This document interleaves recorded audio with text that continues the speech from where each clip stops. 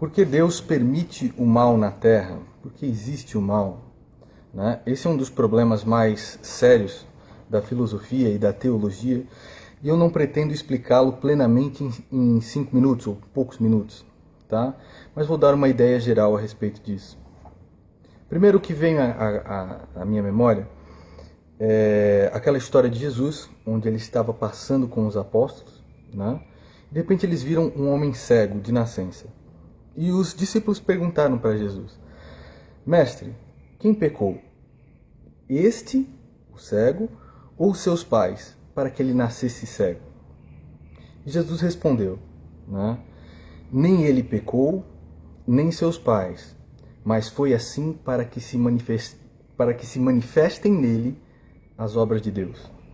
Bom, os apóstolos ficaram assustados, né? Não conseguiram compreender as palavras de Cristo. Mas, desta forma, quando uma pessoa me procura para tocar guitarra, eu sei que ela vai errar muito, que ela vai sofrer muito, que será necessário que o pulso doa, que a ponta dos dedos doa, que ela repita várias vezes aquele exercício, em um sofrimento que parece ser interminável.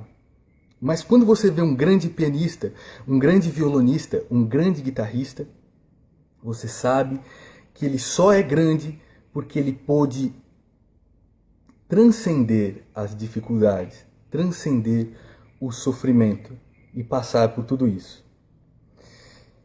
Então, eu, quando era garoto, aos 8 anos de idade, a minha avó ficou em estado vegetativo. Teve um AVC e ficou em estado vegetativo durante muitos anos. Os meus finais de semana, que eu posso lembrar, eu passei em lojas de material cirúrgico.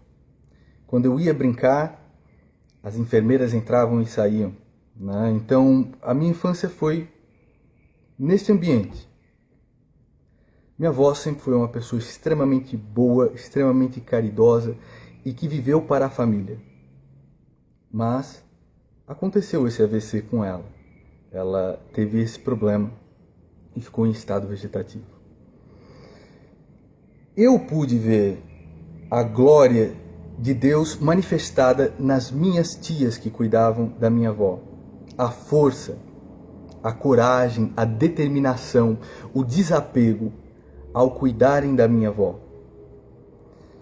Se a minha avó não tivesse passado por isso, talvez hoje eu fosse uma pessoa completamente diferente da que eu sou hoje, né?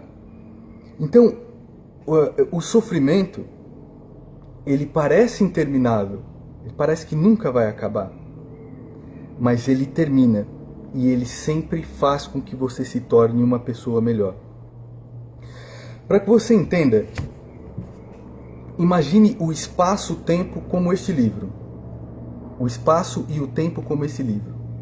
Imagine que a grossura do livro é o espaço e a altura desse livro é o tempo. Essa linha é o tempo. Aqui nós temos o início, o Big Bang, e aqui o final. Imagine que você observando esse livro seja Deus. Ou seja, você vê o espaço e o tempo como finitos e não como infinitos. A nossa visão de ser humano, de seres humanos, é ver o espaço e o tempo limitados pela nossa presença na Terra, limitados pelo tempo que nós vamos passar na Terra. Mas nós não conseguimos ver o grande quadro, o grande plano que é construído para nós por Deus, os propósitos de Deus. Existe até um nome para a palavra que é o tempo de Deus, é Kairos. Então ele consegue ver o início e o fim. Em comparação à sua alma eterna, esse sofrimento é quase nada. Você simplesmente não consegue nem lembrar se você entender a eternidade, o princípio e o fim. Veja que Deus vê para o começo e para o final dos tempos como você observa esse livro. Aqui o espaço e aqui o tempo. O começo e o final. A Terra, ela foi feita de sofrimento, de asteroides que batiam, de de galáxias que se chocavam, etc., que por um ajuste extremamente preciso, a Terra ficou exatamente naquele lugar, exatamente naquela distância do Sol, exatamente naquela órbita, com um satélite que é a Lua ali, exatamente daquele jeito para que a vida pudesse ser possível. Tudo a custas de explosões, sofrimento, angústias, caos. Então o plano que Deus tem para você é muito maior do que o que você pode imaginar. E se todo aquele sofrimento que eu passei quando era criança não tivesse existido, talvez eu fosse uma pessoa completamente diferente da pessoa que eu sou hoje. E a mesma coisa se aplica a você.